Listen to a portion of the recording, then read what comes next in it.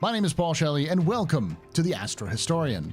This is a channel dedicated to exploring and explaining the lore of sci-fi and space universes and discussing their impact. Today, we are on the floor of IAE 2954, the last day for the lore tours here at IAE 2954. This is a live stream that I'm doing, and I do these every major event, so you'll see me doing this again in Invictus 2955 and IAE 2955 if everything works out. This is where I go on the floor of the floor of the events and tell you about the lore of the companies and the ships on the floor. I'm joined by some people live. We got some folks hanging around here who are hanging out in our Discords. You can always join the Discord. The link's down below if you want to talk about lore and stuff like that. I will have a Star Citizen or just a lore channel in general discussion, so you can sit there and talk and hang out. And if you do enjoy these, you can always support me on Patreon. Patreon.com/TheAstroHistorian, or through memberships on YouTube, or you can join us live on Twitch at twitch.tv/TheAstroPub. But just you hanging out and watching it means a lot to me. And if you did enjoy this entire event, make sure you comment down below. And lastly, I do want to remind everyone that I did do a Drake Interplanetary, complete history of Drake Interplanetary. That video has been out for a couple of days now. Go check it out if you have a chance to, and leave a like and comment there as well.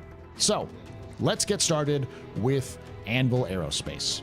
So the story of Anvil is interesting because the story of Anvil is not actually the story of Anvil. It's the story of Case. A man by the name of Leonard Case was a junior aerospace designer at RSI. There, he was supposed to design the 2587 Starbright transport.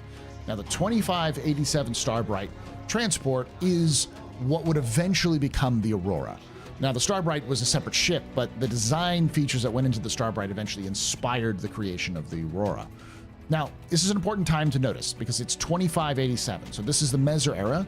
This is post I'm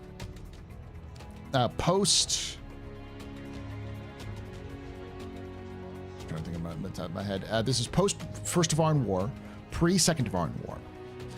So we're starting to see some elements of the modern era starting to kind of form in this time period. But as a junior designer, he was only part of this team, and then he pointed out a bunch of flaws which could have caused major incidents. His supervisor told him to go kick rocks, so he went above his supervisor and complained to people above, and that eventually got the attention of the managers at RSI, who stepped in and said, "Yep, he's right. This was good. This would have caused massive problems." Fired the team lead and put him as team lead. Took him longer to kind of do the corrections and fix everything up, but his design characteristics for the 2590 was pretty good. And so he was put in the head lead beginning to end development of the 2600 Starbright, which he did, but constantly complained that RSI's sort of red tape was too much. So he left RSI after the release of the Starbright and founded Case Aerospace. There he created it's become known as the Cosmos Sloop, which was a kind of a small catamaran style 2 to 3 person luxury yacht for just for day excursions and stuff like that. I say catamaran, that's not the right word for it. It's kind of like a personal sailboat is kind of the equivalent of it. It's not really Origin, pop the champagne, but or like a speedboat or anything like that. It's just more of a cruising ship. With the same sort of simple ease of use mentality that he went into the Starbright, which eventually became like I said, inspiration for Aurora. It was pretty well liked. The problem was that it was released the year that the Second Tevarin War started, so there wasn't a lot of call for these sorts of get around sort of vehicles. So with his company in dire straits, he decided to take an offer from the UAE itself, who was needing a ship to counter the new Tevarin weapons skill systems. So the Tevarin themselves were very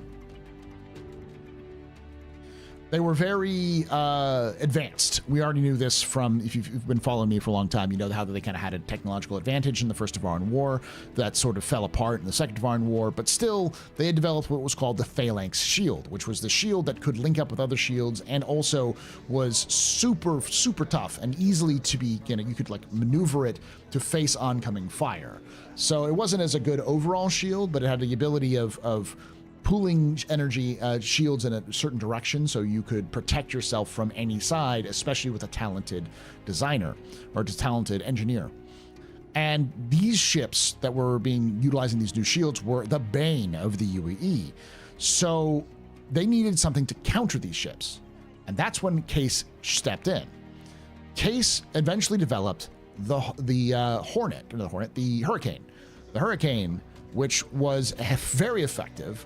We'll talk a little bit more about the specifics of why the Hurricane was effective here in a moment, but it did really well, and then that would lead on to him getting the task of creating the Corvette that the Idris was supposed to be. But in the middle of his design time, he actually died in an aerospace accident. So Case Aerospace sort of fell apart afterwards. A lot of his designs became shelved, and he became a footnote in the history of the UAE. The Hurricane was eventually removed from service, and it, became sort of a small historical oddity. Fast forward to the 2700s. Let's see specifically.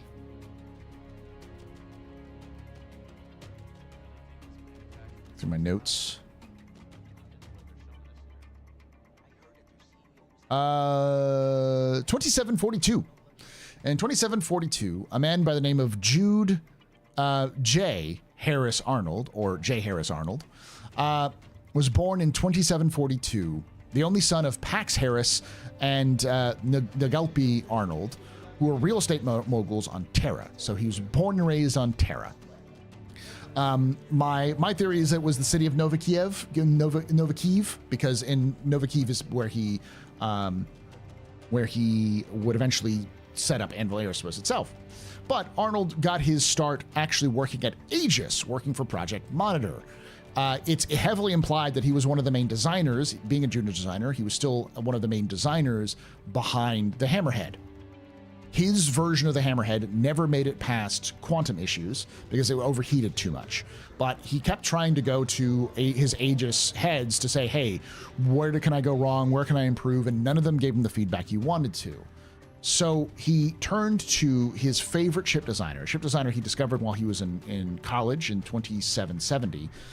Not 2770, after he left. Because he was a junior designer in 2763. He turned back to his favorite designer who he discovered in college, which was Leonard Case, who founded Case Aerospace. So drawing inspiration behind him, he left behind Leonard Case's history, who left RSI to form his own company. J. Harris Arnold left Aegis to form Anvil Aerospace. The name Anvil Aerospace actually comes from the former Miss Professor Robert Calvin's famous assertion from his book Mechanisms of Empire that, quote, military spending fuels the furnaces of expansion and strikes the anvils of innovation. So from there, he formed a team that was based around the same sort of methodology that Leonard Case had, which was the sort of open structure. Everyone from the smallest, newest employee to the head of the company could step in at any point and question a design choices. Everyone was on even playing field when it came to the design. No one's ideas were completely removed. And as a result, it took them longer to develop something, but when they did develop something, there were much fewer sort of issues involved. Everything was much more kind of worked out. And the first ship they produced was a ship we do not know about. We have not seen, but we do know it's in the verse, it was designed, called the Osprey. There's a fan design of the Osprey that I found when I was doing research for the complete history of Anvil Aerospace, which is another video you should watch if you want to see a more in-depth version of this. I talk about all of the ships, period, and this whole history in much better detail. Go check that out. But that Osprey did turn some heads in the Navy because his time in Asia did make him some connections with the Navy. He made some connections with the Navy, and they actually did purchase the original Ospreys. This was still the Messer era. But when the Messers fell, they needed to replace a lot of Aegis stuff because Aegis became doghouse. They weren't very popular or not very well regarded in the Navy, in the company in general. So as a result, they turned to new manufacturers to try to fill up the short gap and the shorts. I don't know how to put this right. The gap, I guess you could say, that was left because of Aegis's removal from all these different projects. And that first vessel became the Terrapin. The Terrapin did so well that eventually they tapped this new Anvil Aerospace to replace the now sort of aging Avenger, and then they created the Hornet. Between these two ships, they became instant successes and began to make ship after ship after ship. Effectively, Anvil has become the small, medium to large-ish developer of all ships. Some other companies coming in so far, like Crusader is definitely more focused on, like for the Navy, they do more of the support angles of things. And obviously there's things like the Scorpius, which is in production, which is made by RSI. But if you're looking at a Navy ship or that is below the size of a capital ship, it is almost certainly made by Anvil. And that sort of shows with a lot of their stuff. So all of their ships are mostly military designed. They're designed around military purposes, with then eventually releasing as civilian models. All right. With that, let's move over to, let's go to the Terrapin in the back, because that was their first ship that they made.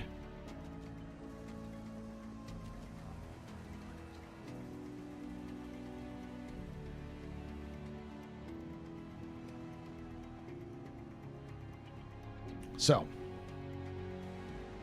find the name of the Terrapin, because it's got a full name. They all have military designations.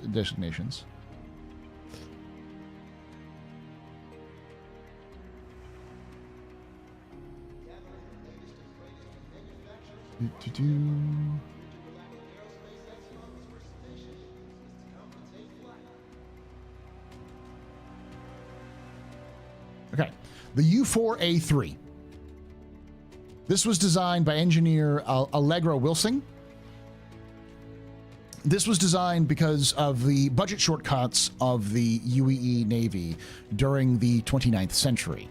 They needed something that could explore and sort of venture forward to scout out areas before a fleet would arrive. So it needed to be small enough to go through the most densely packed jump points that existed, but tough enough to be able to survive any sort of attack they would hit on the other side. So it needed to be small, portable enough to be put on a carrier, but also really, really hard to kill. So Anvil was tapped to creating it, and they created the U4A-3 Terrapin. Now, Terrapin, for those of you who don't know, is the name of another name for turtle. So there's a reason why a lot of people call it the turtle. It also looks kind of like a turtle. You have a main pilot seat, and you have a scan operator.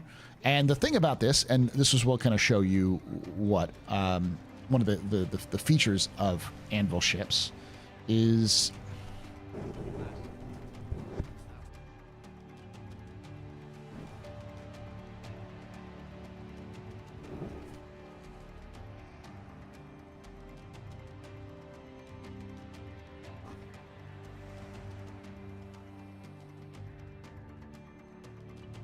Hold on. Some weird issues here. There we go.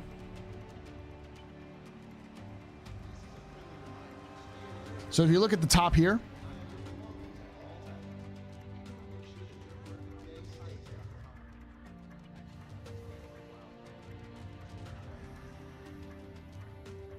do you see? It's convenient because this is actually a scanner, but you see that circle there?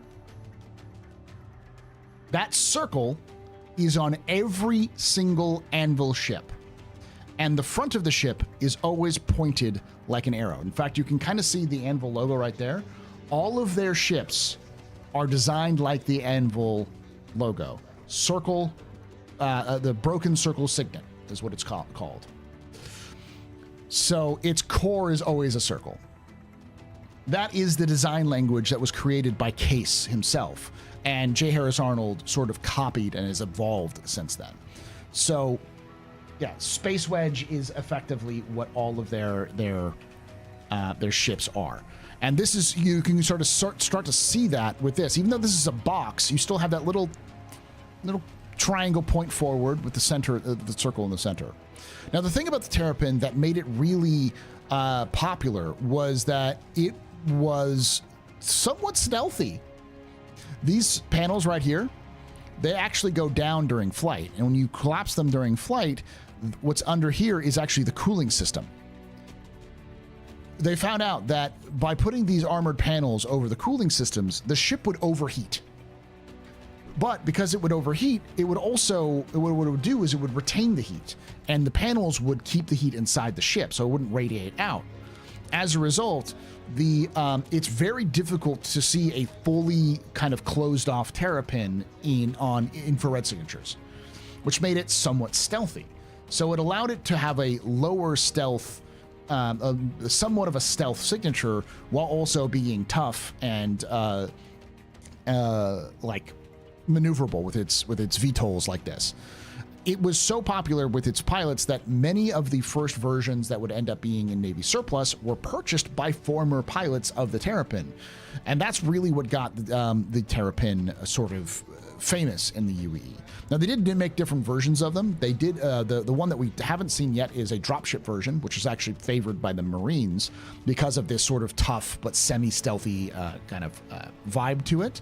The other one is called the Medic, which we actually have. We'll go over here to see the Medic. This was released this year, but the Terrapin Medic has been in lore for years, ever since the Terrapin was first released.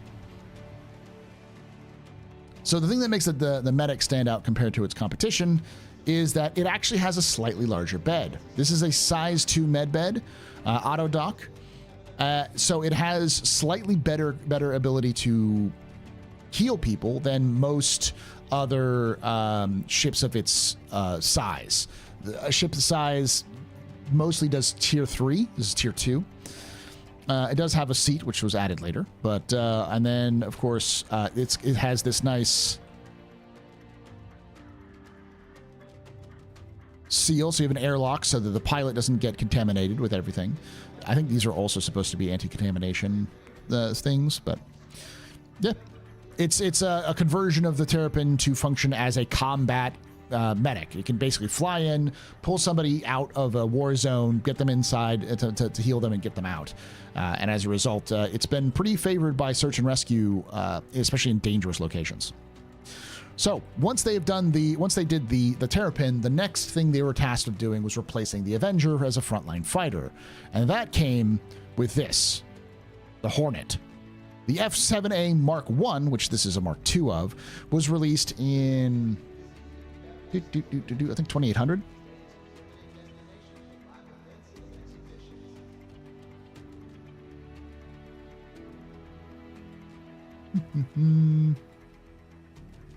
There is no official release date for it, but I believe it was sometime in 2800 or 2802 or 2805, something like that. Let's one of that. It immediately had an impact because this ship has a lot more firepower than the Avenger, and it was designed around the idea of fighting a hybrid war. At the time, the Vanduul were the major threat, but the Xi'an still were a problem, a possible problem for military planners. Even though the Cold War had ended and things were thawing out between them, there was still a desire for a ship that could take on the best Xi'an ships, fighters, and bombers that could offer. So they created the Hornet series. It has a lot of firepower to deal with the Vanduul, but it has a lot of maneuverability and speed to deal with the Xi'an. As a result, they created a package that, with the right equipment, can literally take anything on. It can take on ground targets, it can take on air-to-air targets, it can take on bombers. It's fast, maneuverable. It is small comparative because it's got these variable swept wings, which allow it to be able to sit into carriers a little bit easier. It has nice kind of varieties of loadouts. I still even think that these front mounts can be swapped out. No, it's the top gun can be swapped out from a turret to a larger gun. And the F-7A Mark I was an immediate hit. Famously, Reily, one of the commanders of Squadron 42, she famously had found a flaw in every single ship she ever flew. She was awful to her ships. Her whole outlook when it came to flying ships was that she wanted a ship that could do well in every situation or almost every situation, and to find out push every ship to its breaking point to see what ship she wanted to use if she needed to use them in specific situations. Every ship failed in some aspect until she met the first Hornet that she was given. And she famously said that there wasn't a scenario or loadout that I could put the Hornet through that it couldn't find its way out of.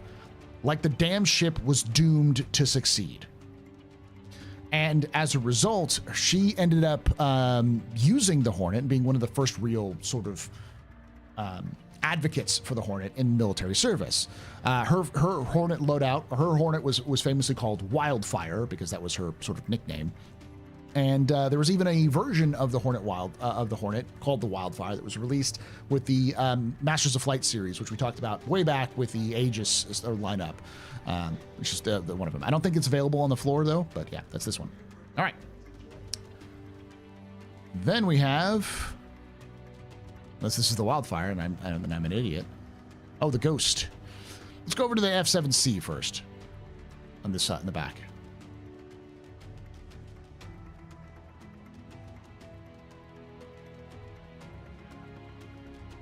So, because of the success of the Hornet, and because of the success of Drake, honestly, Drake sold a lot of cutlasses in its time period. I don't know if you've watched my complete history of Drake Interplanetary. They sold a ton, like 5th largest ship manufacturer within like 3 years. They were absolutely destroying the industry. So when Anvil floated the idea that they should sell a civilian version of the Hornet, the UAE was like, yes, please. Because Aegis had been doing this for years. They had been taking a lot of their backlogs, older ships, which were iconic and, well-loved, but had never really been sold directly to the public because they'd always been sold through surplus. And through the surplus is a different program, not Aegis themselves. Aegis gets some of the money, but as far as I understand, in the way that works in the Star Citizen universe is that the ships themselves, if they're sold through Navy surplus, are kind of sold to the Navy, and maybe some rights can get returns to the main manufacturer, but the manufacturer is selling their ships to the Navy, and then the Navy is selling their surplus to the public. What Aegis did after the fall of the Mezzers to survive was take their ships and just sell them to the public. No middleman, just them doing it.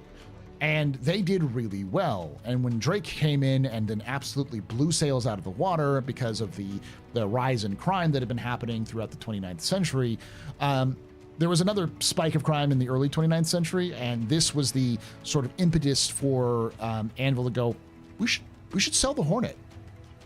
They got the approval to do so, but they had to strip a lot of gear out of the F-7A to make it civilianized. But when they did, it was an instant hit. The Mark I Hornet civilian, or the F-7C Mark I, was a huge innovation in civilian flights. It doesn't have nearly the amount of firepower as the F-7A, nor the same kind of systems, but it does worked very well for its time. All right, with that, let's talk about the other variants. So these variants came about right before or around the release of the Mark II. So in the 2930s, 2940s, Anvil had created the F7 or F8A series, which we'll see here in a moment as well. But the F8A had a problem.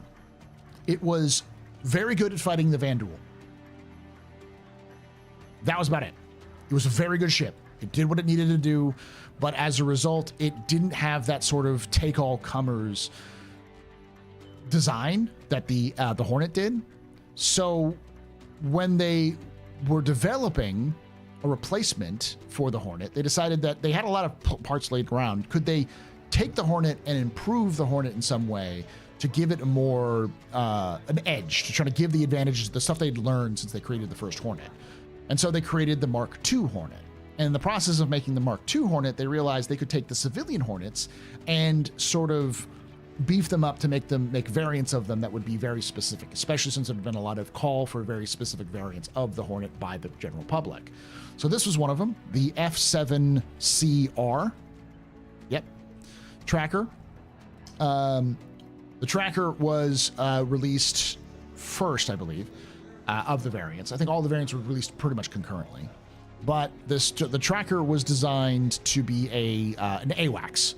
So if you didn't have say a Terrapin or another sort of sensor ship, this allowed you to have a fighter that was also a sensor ship, because it still has all the same sort of characteristics you would have with a fighter. It has guns, it has maneuverability, it has speed, it can go the same speed as other Hornets. It's just has a giant dome on it for sensors instead of it having guns.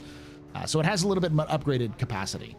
Now, since then, they've actually made a civilian Mark II version and made the Mark IIA, the F7A Mark II, available to the public as well.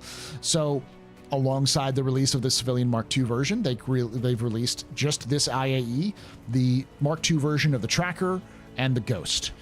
So this is the Mark II version, which is slightly different. I do not know what this is. I do believe that these are some sort of sensors, maybe a camera of some kind, but effectively, it's got something to do with the gigantic dome in the back of it.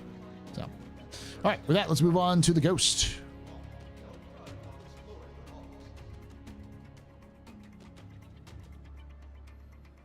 So the Ghost was the other variant that they built. There's another one which we don't have on the floor, which is called the Super Hornet. But the Ghost was a stealth variant. They developed a special stealth coating that they put on top of the ship, and they put a bunch of stealth components inside of it to make it very hard to see. Now, I have personally experienced Mark I Ghosts that could get within a couple hundred meters before they could be seen. They can be very, very stealthy, depending on the patch, obviously. But these things are designed to be nearly invisible until they're on top of you. And once they're on top of you, it's too late.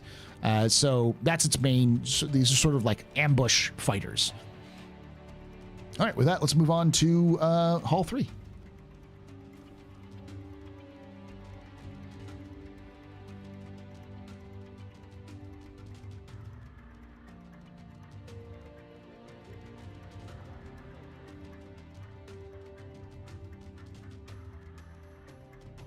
I know all of you are going to ask about the Paladin. Unfortunately, there's just not a lot of information about it in the lore yet. It seems like it is a new ship. All right, the F8 Lightning. We talked about this before. So the F8 Lightning is the winner of the next Great Starfighter contest. This is the C variant. The F7C was released recently because of, again, Vanduul incursions and such. But the F7A series was put up against two other ships, the Dogfighter 3000 and the Black Widow, which I firmly believe was the Saber and the Scorpius, which eventually become the Saber and the Scorpius. And the F8 won pretty handily, mostly because the way I like to describe the F8 series is it's a turret that can fly. It has good maneuvering. It is far more maneuverable than it should be. It's a heavy fighter in terms of classification, but it has a lot of maneuverability for its size. It also has a gigantic amount of firepower. Those are built-in missile tubes on it. It also has, I think, size 1 and size 2. This might be size 3. These are size 3s. It's got, the C version has like 6 on the wings alone, or 2 in the wings, 2 in the fuselage, and then 2 turrets at the top. This thing is got more, just got guns for days. and it's tough, hard to kill, and fairly maneuverable, very maneuverable for the size of the ship. The C variant here was released last year to the public, and it was designed to help counter increased Vandal aggression during the war, and to give civilian militias more of a fighting chance against them. So, 2 and 3s, yeah. Forgive me. I always kind of work off of my own knowledge of these hard points, because CIG has a nasty reputation for just changing the sizes of guns, sometimes every other year. So, lots of guns. Big ship may have lots of guns. All right, the Valkyrie. Now, the Valkyrie has a unique history. This is a very old ship in the history of Star Citizen. This ship was built first in 2802. Theoretically, it was built before the Hornet, but in the lore itself, it says it was built using the funds from the Hornet, so there's some lore issues. But the idea behind it was this was released after the Hornet as a means to make up the money, make up a new direction, because having a Terrapin and a fighter, so having two like mainline military vehicles was fine, but they knew that they couldn't always just do military ships. If they just always did military ships, they'd end up like Aegis. So they needed something they could do that would be military support, but not direct combat. And so what they did was take their ideas, basically mocked up an entire situation of what the current status of the UAE is. They took hundreds of hours of data, and they took this data to what was it called?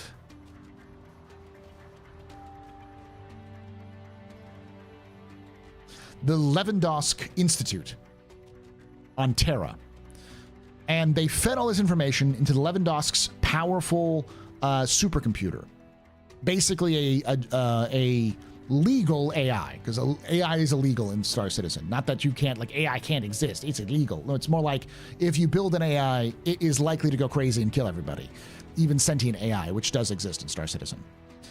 So this is probably the closest you can get to sentience of an AI, a super expert system. Fed all this information in and asked the system, what should we build?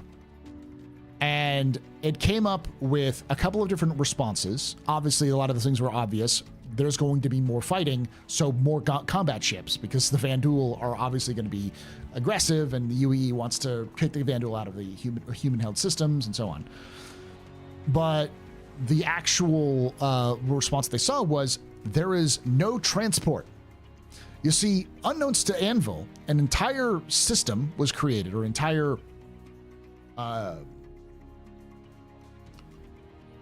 report had been created specifically about what to do with planetary invasions. This had happened 100 years almost before, 80 years before they had developed this, the Anvil, the Valkyrie. And what they had learned from that whole situation was they lacked the ability to be flexible when landing, during landing engagements. They just didn't have the proper ships to be able to land, disgorge troops and equipment, and then readjust as need be to reposition to deal with hot zones. They only had slow, vulnerable transports, which would be difficult to land, and one-time use drop pods. Some cases, huge drop pods, which would be flown down, like fired down onto the planet. But then once they've been fired down, they were unrecoverable. So that was too expensive. So this led to the creation of Starlift Command. But before that, the Anvil was created, the Anvil Valkyrie was created specifically off of this report. The Anvil Valkyrie was created almost exclusively to transport troops into a battle zone, to transport as many troops as possible, and to transport small vehicles, scout vehicles, recon vehicles, to assist in these landings. And it was developed in-house by Anvil without a single credit from the UAE directly for this project. So when Starlift Command was announced a couple of years later, like 10 years later, they called out for a new vehicle, specifically a dropship that can hold a lot of people and carry scout vehicles. And so Anvil just walked up and then just displayed their fully completed prototype and said, like this, and it was instantly purchased. So the Valkyrie has gone on to have a very good career in the military. It's very well loved by the Marines who fly in it. And it's also well loved by civilian crews who use this, especially survey crews, who love the ability to carry a lot of people because they often have to bring a lot of people to have support and other things, and also vehicles to help like scan and map areas, and being able to get up and leave pretty easily, and having the VTOLs to keep it in the air. And its small footprint compared to other ships of its class means that it's very easy to move around some things in these places. So yeah, there's that. All right. Let's look at the Spartan. So I'm not going to talk directly about the Spartan at first. The first we're going to talk about is what's known as the Atlas chassis. So the first vehicle produced that looks like this was called the Atlas. It was a ballistics, I believe, anti-aircraft vehicle.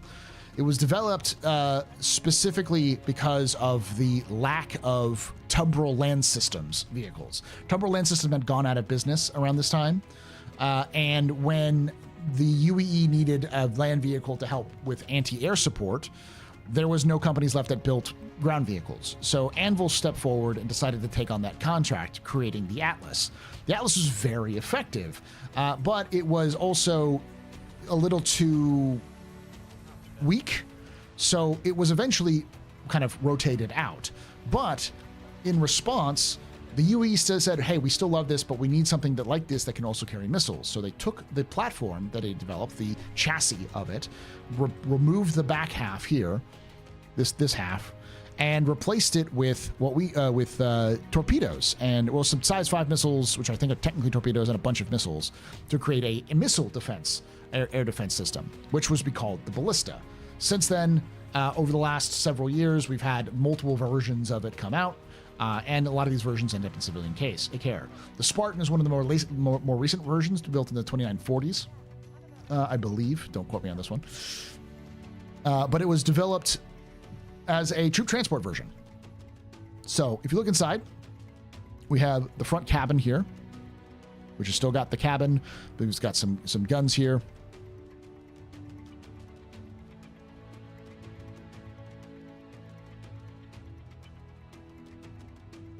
Okay, there we go. And then in the back, we've got seats for 8.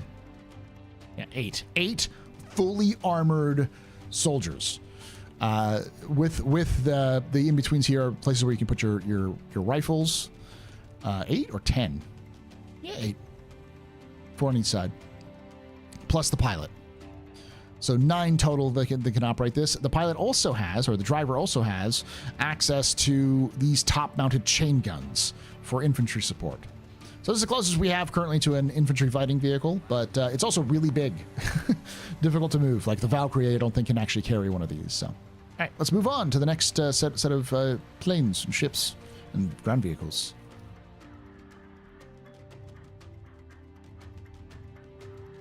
The Spartan fits into the Valkyrie? Or it fits in a Polaris, yeah.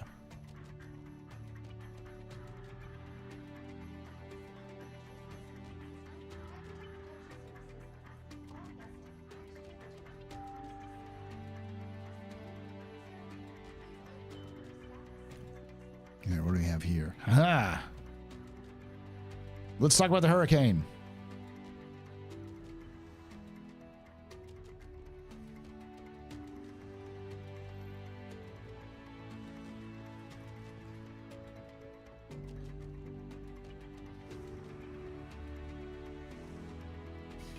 What was the name of the Hurricane? It has its own military designation.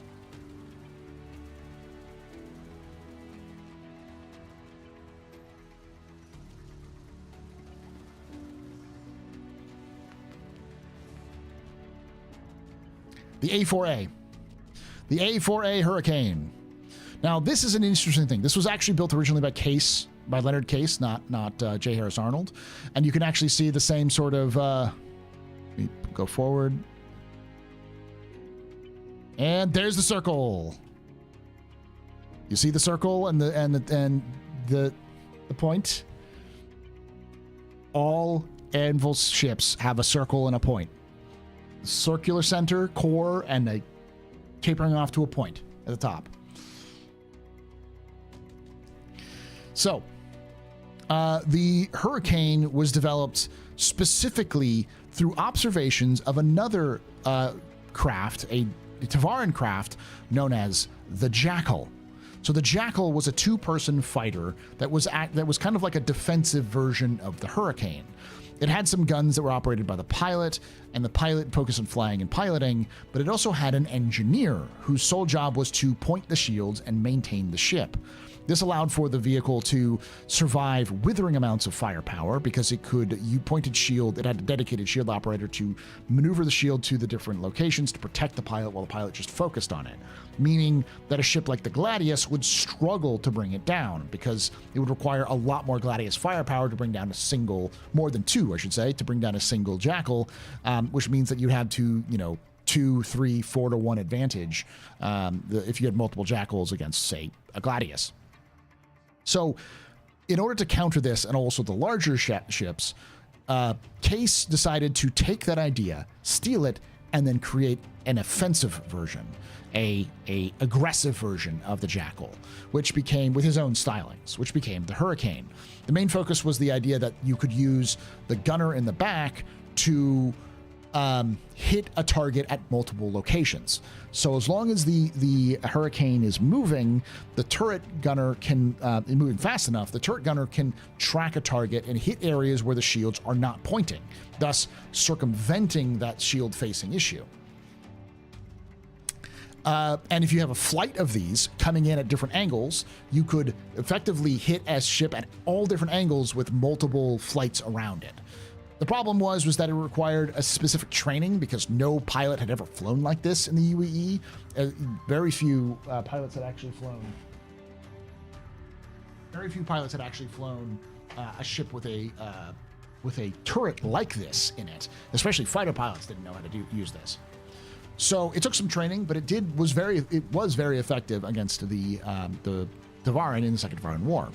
Now, once J. Harris Arnold was the head of Anvil Aerospace, very shortly after his creation of the Osprey, I didn't mention this because I want to bring it up here, he was sued because all of Case Aerospace's designs were stored away in owned by a specific holding company that had the rights to them, and they saw the Osprey and immediately were like, "This is a Case Aerospace design. You are stealing from our designs.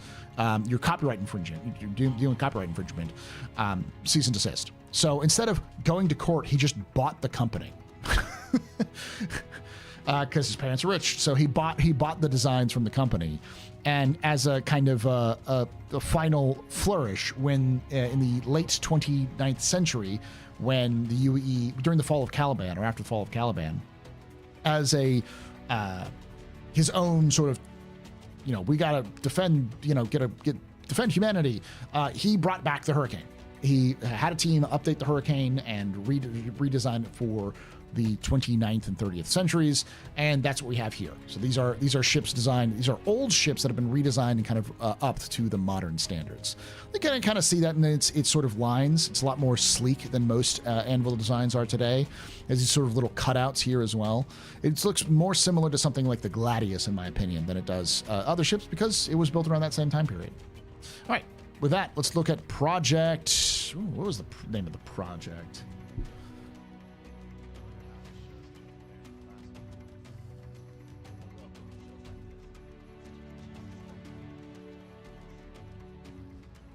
It also had its own project name. Project Brawler. So this is the U-9A Hawk, or the U-9C Hawk, but the U-9A Hawk is a military vehicle that was created by Anvil for Project Brawler. Now, the Project Brawler was because the UAE saw it had some very specific issues. Those issues was dealing with close-range dogfighting, logistic supports, and ground attack. They didn't have many good dedicated ground attack fighters.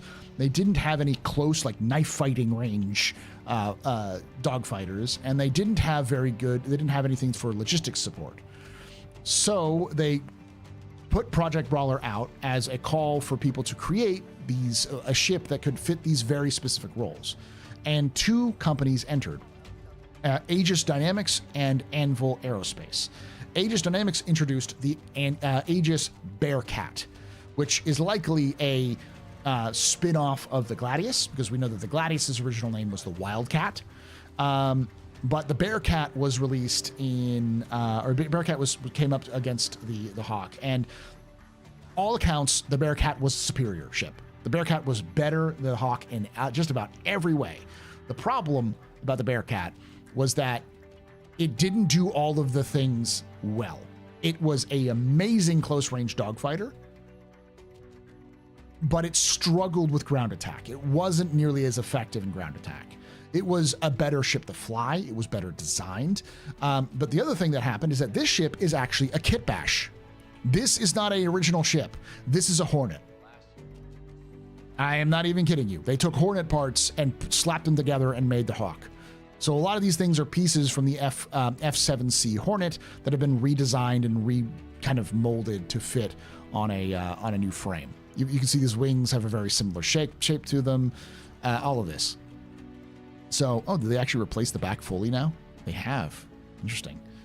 It's being set up for properly. And this back area here was originally carried a small cargo bay, so you could actually carry small things in the back here for the U9A had a cargo bay, so you could store stuff in the back. It had its first. The Hawk was obviously accepted because it was cheaper to make, and it was just did everything it was supposed to do. Okay, it wasn't great at anything, but was good at enough okay. It, as a result, was first introduced in the caster system, or not caster system. It was caster system.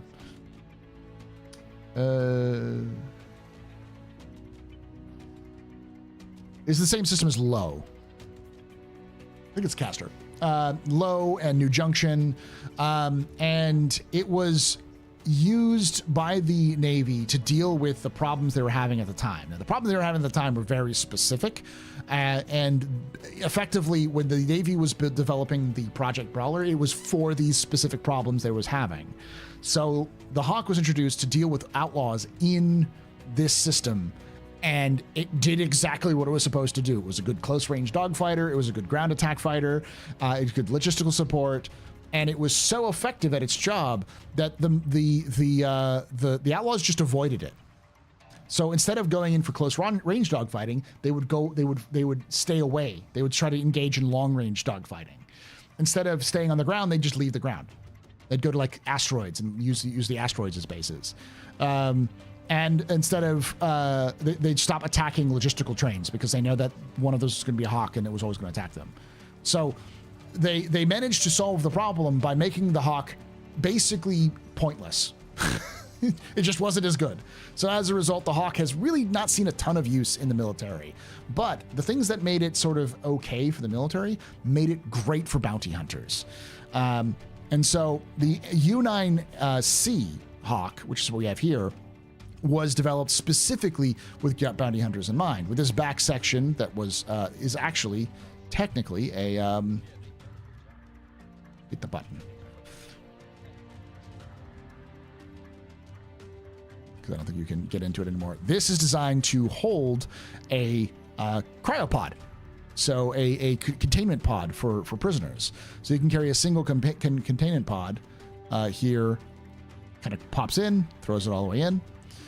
It has, I believe, 4 or 6, I think 6 size 1 guns. These might be size 2s on them, but they have an array of guns on this thing.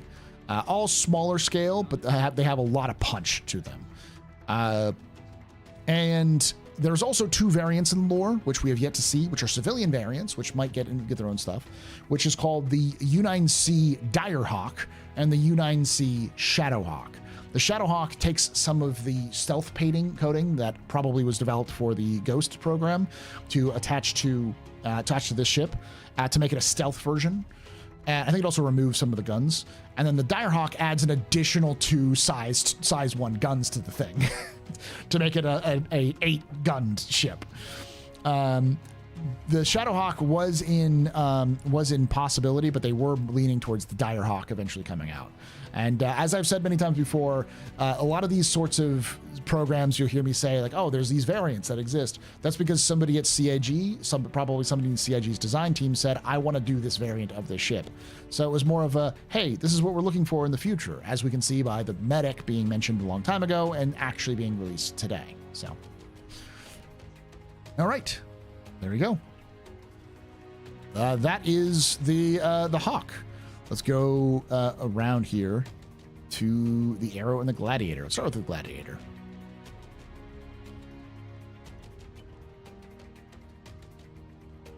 The Gladiator.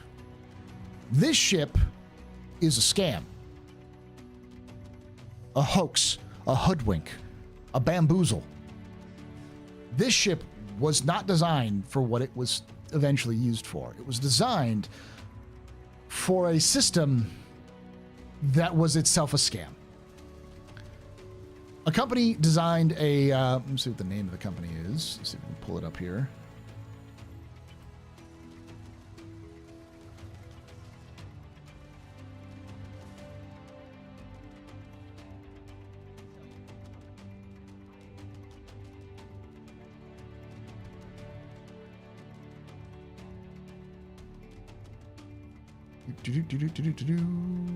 What are the names of that?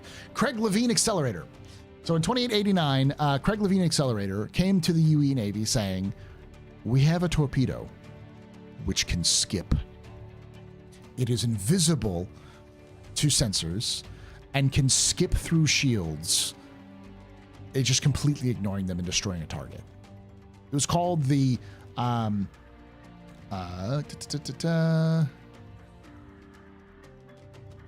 MVT.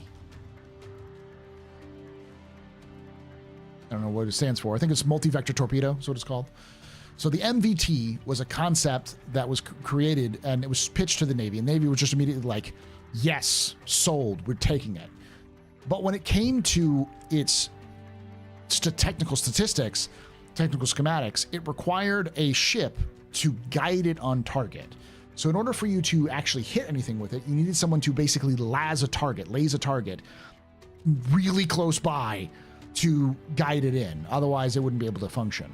So retaliators were too big and were too vulnerable for this operation. So they needed to create a small bomber, which was capable of carrying at least one MVT that could laze the target while it was going in and could defend itself while doing so.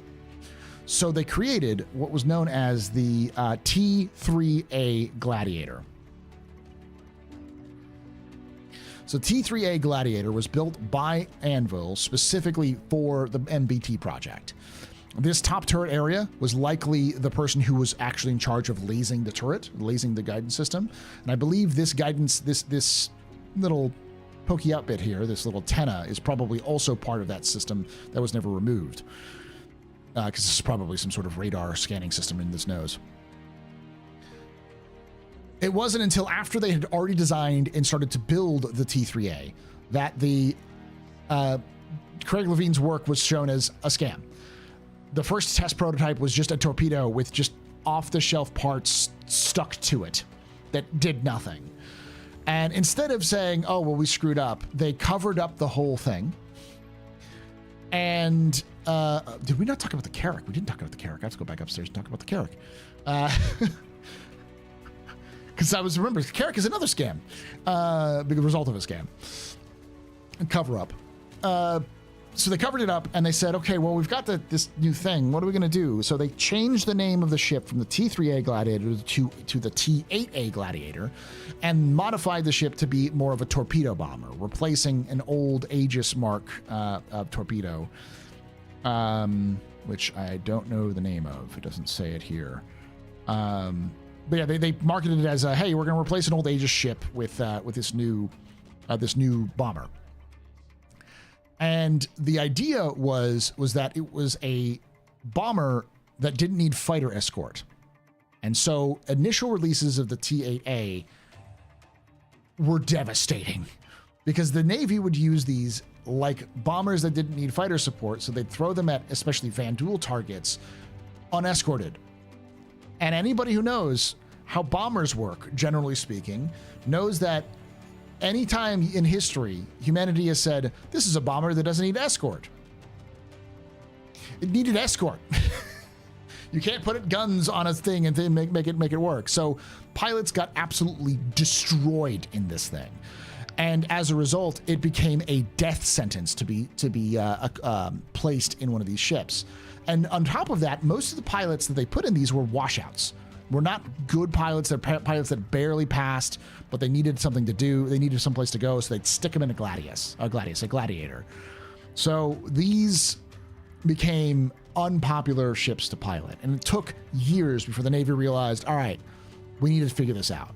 So they had bomber pilots and fighter pilots come in and kind of develop a system together to create a fighter bomber program. And that fighter bomber training program was then passed down and trained the first generation of new Gladiator pilots. Those Gladiator pilots who did really well were pulled off the front lines and told to instruct new generations on how the Gladiator should function, what the doctrine should be. And this completely turned around the program. It went from being one of the most hated ships in the UAE to one of the most respected ships in the UAE, mostly because of the famous, let's see if I find the name.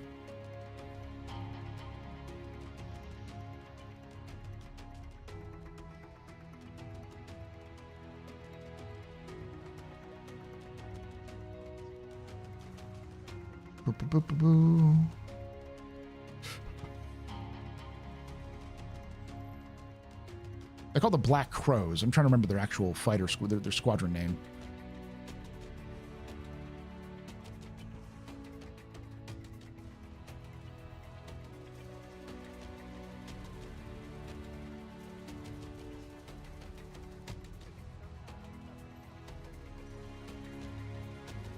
Black.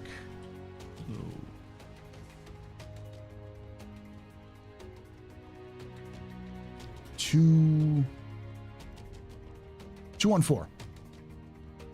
So Squadron 214, specifically Bravo Flight, is infamous for their use of the Gladiator. They are probably the best Gladiator pilots that exist. The 214 are known as the Black Crows because they've always been bomber pilots, especially Bravo Squadron been bomber pilots. And the most famous use of these Gladiators was on August 9th, 2932, when 6 Gladiators of Bravo's flight launched from the UES Typhon to the system of Virgil, because in Virgil there was a sensor that picked up a distress call, an old distress call, but a distress call, a UE distress call that dated back to the fall of Virgil, which was hundreds of years before this, and no one wanted to go, but the Black Crows, who famously said, we don't forget, took a flight of these Gladiators, 2 of which were search and rescue Gladiators, into Virgil against orders on their own to retrieve this downed pilot. They ended up running into some Vandal. One of the ships was killed, which is destroyed. The pilots being killed and the co-pilot having to be recovered and put into one of the search and rescue modules. They discovered the black box, discovered the distress signal, and found a downed Gladius, which had not Gladius. It was the prototype of the predecessor to this, but it wasn't just any down bomber crew. It was a 214 ship, back from when the 214 were the heroes of the fall of Virgil, who helped save a lot of people's lives. So they buried the pilots. They gathered the black box recording, and they returned back to Virgil expecting to be court-martialed, but instead were welcomed as heroes for risking their lives, going against orders to possibly save one of their own. A former fallen comrade. And when they found the black box recording, it was actually very historically significant because it was the recordings of the last flight of the last group of 214 who stayed behind while everyone else evacuated to give enough time to help civilians evacuate from the system. Basically, a lot of the people who were in the Vega system, who, if you've seen the Squadron 42 prologue, that's the system. A lot of them are the descendants of the refugees from Virgil. So these were the people who saved the ancestors of those people's lives. They only exist because the 214 did a final stand on Virgil, and this discovery became a big feather in the cap of the Black Crows. They've been very, very well known. They're one of my favorite squadrons because while Squadron 42 gets all the glory, the Black Crows are just ruthlessly efficient in what they do. They always fight battles where they lose the battle, but they win every fight. Every fight that they go in, every skirmish they get into, they win. It's just the Navy screws up and messes everything up. So I love that little thing. So, all right, arrow. So the Anvil Arrow is unique because the arrow itself was developed sort of during this light fighter craze, this light fighter boom of the 2930s and 2940s, with the Gladius becoming starting to rotate out and becoming less and less used by the UE Navy. More Gladiuses found their way into the civilian market, and more civilians were using Gladiuses for a variety of purposes.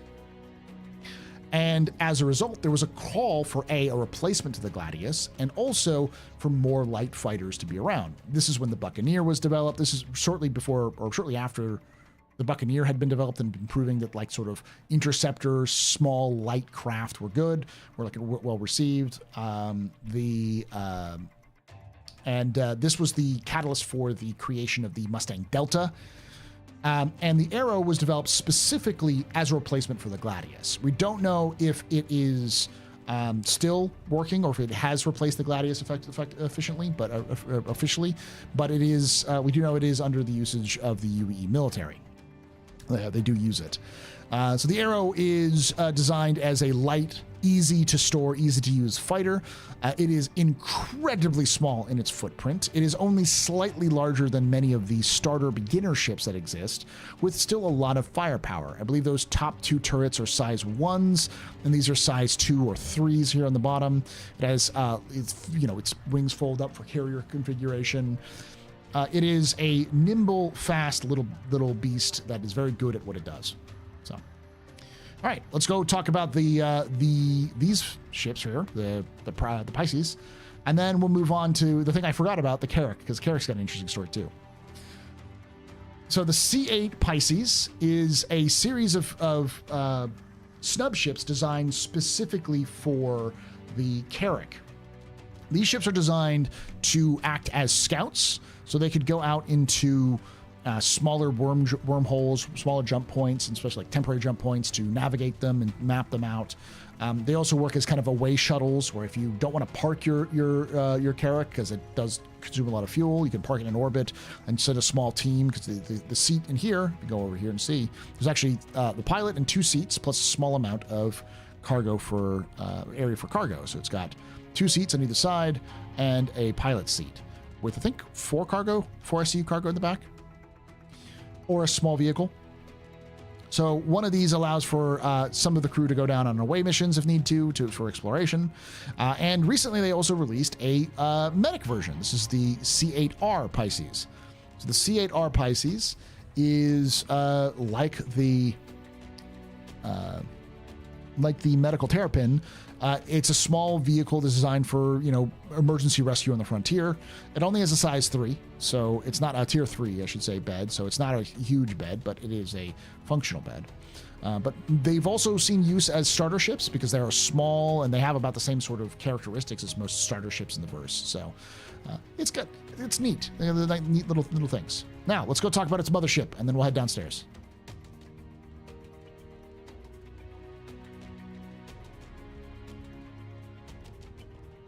Oh, and the Pisces? Oh, yeah. Hold on. Someone's saying the logo.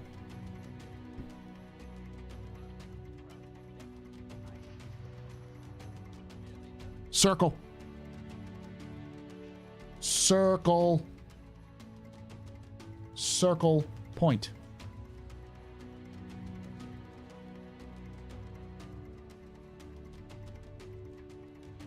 Hold on. I'm not done yet. Also, circle right there, circle point. It's a tiny circle, but it's still a circle. Every Anvil ship has a circle and a point.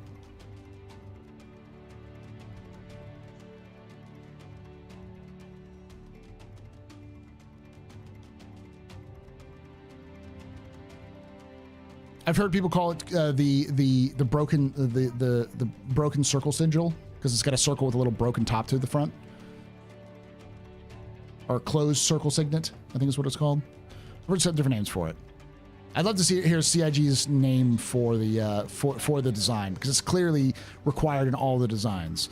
Even the Carrack has the circle. I'm not going to be able to look all the way to the top, but you can look at it yourself if you need to. All right, the Carrack. So the Carrack is actually fairly old. It's from the early 29th century, and it was built because of a cover-up. So a ship, a cruiser. Was it a cruiser or was it a frigate? I think it was a cruiser.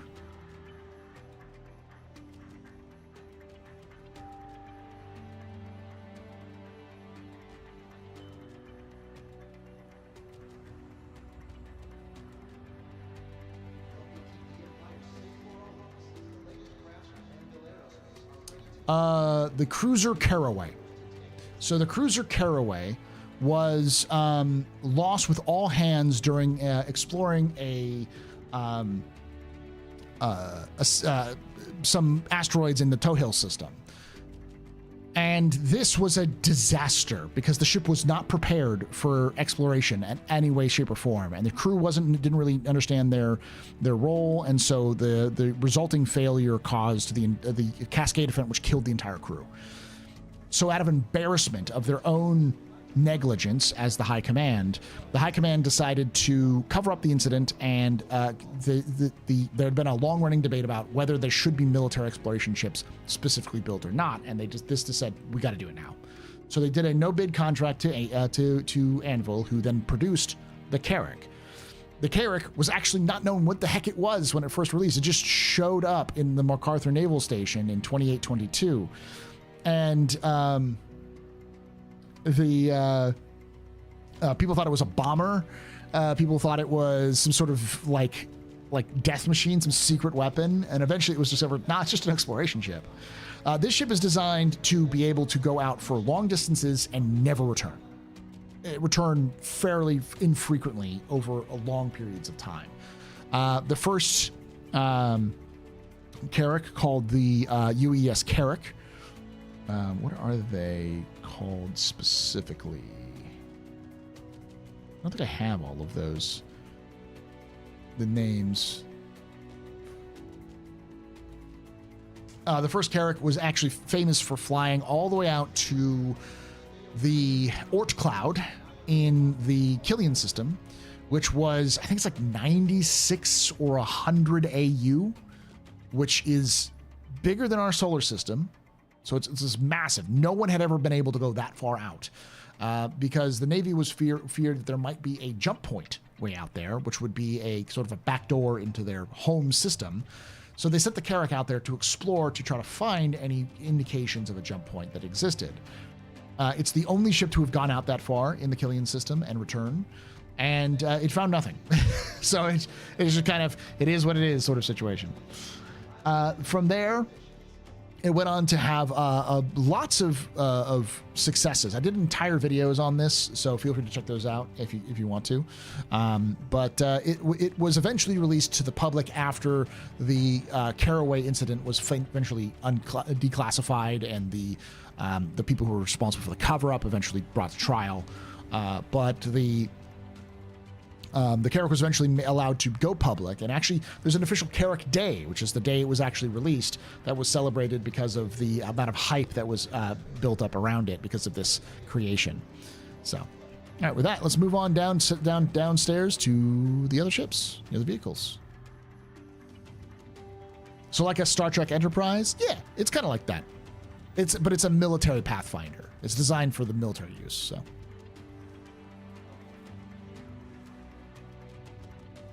Yeah, the logo's on top of the ship as well, but I'm not going to go all the way to the top to show it to you. All right, the ballista I've kind of already gone over. This was the second vehicle ever designed on the Atlas chassis. It has these Talon size 5 torpedoes, or Talon missiles. I've been told that at size 5 it becomes a torpedo, but yeah, it's got lots of missiles on it. With a kind of a co-pilot does it. These were very effective against the Van Duel. The problem is that you have to have a logistics chain to support all of those missiles. All right, from the ballista, let's move over here to the next ship, A vehicle. The Centurion. So while the Atlas itself was a ballistic anti-aircraft gun, and the ballista was a missile, a torpedo based, this is an energy based. So it's a little bit weaker, but it has a little bit more staying power. It can stick around and fire. These are size 4 energy repeaters on this thing that could be used. And it's all done in a remote turret here in the back. All right, let's move into the display hall. The ships that are not quite out, but will be out soon with the with Anvil.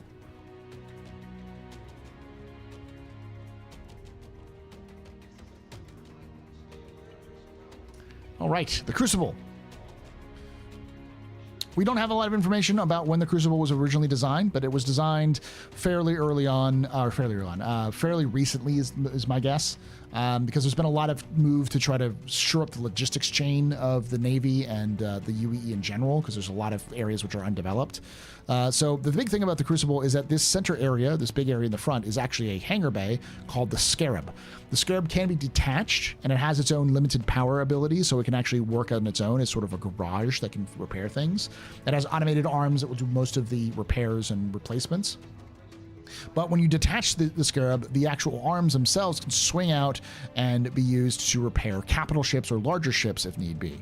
It also has drones for dedicated repair as well.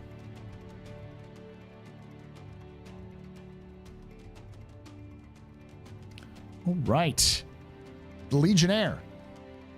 Built in the mid or early 30th century, 2920s, I believe. This is the result of an accident. Well, an incident. So, the Shelby's Donut was a freighter that was taken over by pirates and held hostage.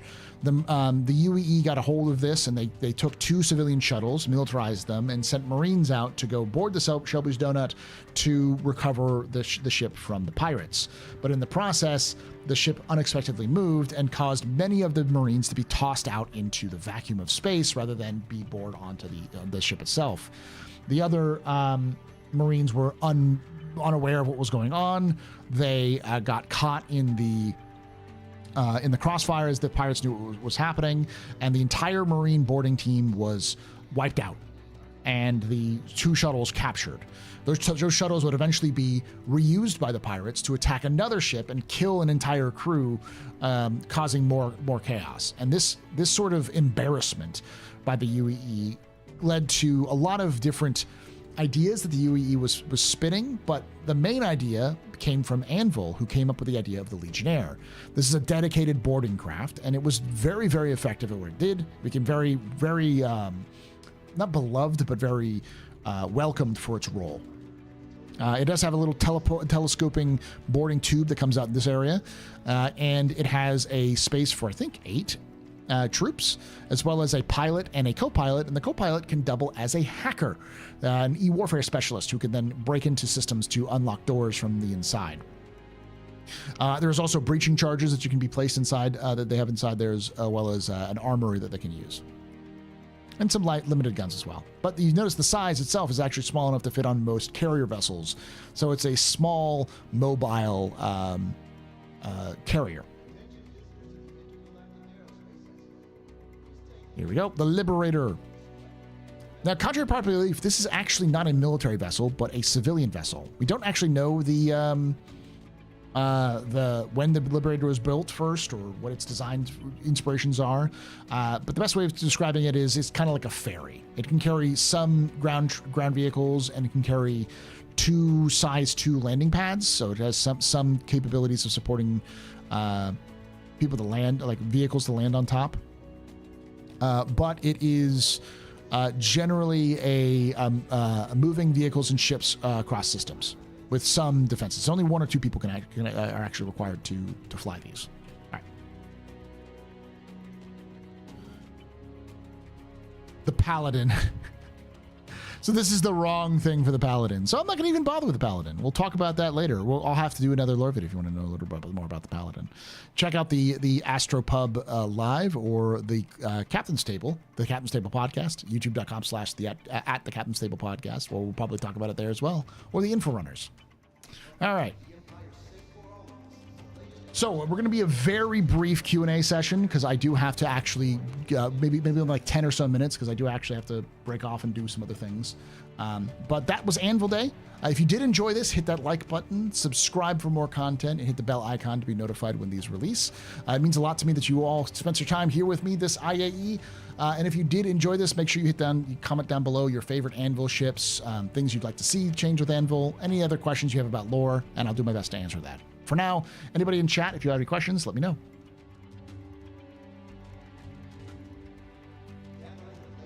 Question: if we were able to get an Anvil capital ship, what do we think the type of ship would be based off of their design preference?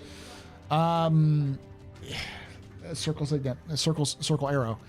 It would probably have a big circular. It would have a circular center section, which would probably be where the main gun is located. And my opinion is that Anvil would build a main gun corvette. So, like the Polaris is a torpedo corvette. Anvil would build one that has a gigantic gun to it. Ackland, thank you for that $20.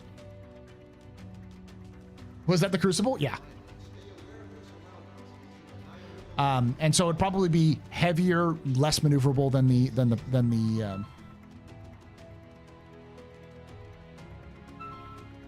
sorry, keep calling me. Less maneuverable than the Polaris. Oh yeah.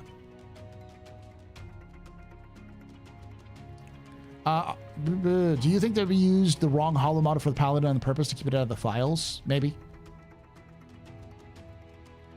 Question: are there any more Terrapin variants in lore from scanning the medical variants?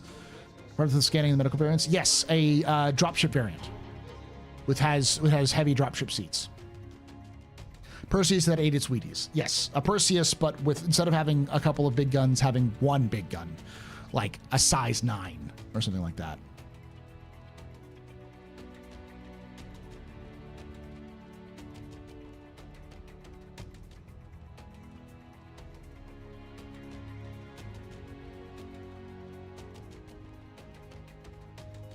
Millennium Falcon, but capital scale is what I'm hearing.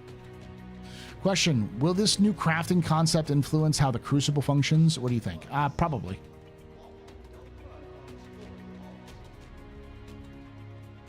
Like a Perseus, yeah. Into Sulaco / Pillar of Autumn style. That's not an Anvil sort of design. It's probably more like a Drake design or an Aegis design, though Aegis's capital ships are less blocky like that.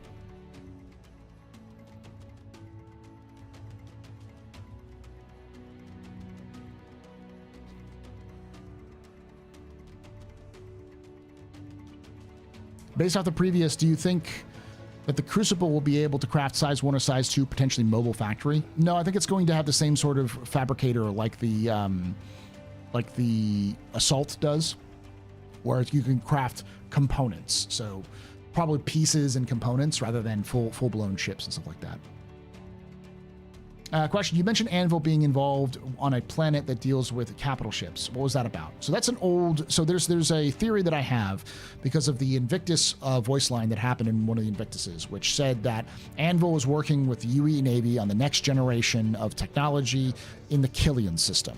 So Killian is where the Bengal and the Retribution were built and developed, and those two are capital class. Very few ships are built in Killian unless they're large ships. Like, for instance, the Carrack was built in the Killian system because that's the headquarters of the Navy. And they have these things called the Sky Docks, which build all of these. So if Anvil's in Killian, they're building something the scale of the Carrack or bigger. So for a long time, I've theorized that Anvil was supposed to have built a capital ship at some point over the last couple of years, but CIG's internal issues, meaning like having to catch up on all these other ships and being more efficient to build smaller ships and catch up on the smaller ships backlog, has taken over from having to build another capital ship.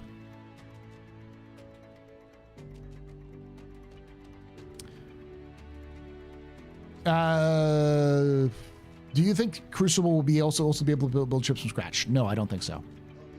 Is there a well-known Carrack ship that did exploring much and found many things on the lore, like a famous Carrack ship? There's a lot of famous Carrack ships. A lot of them more infamous than famous.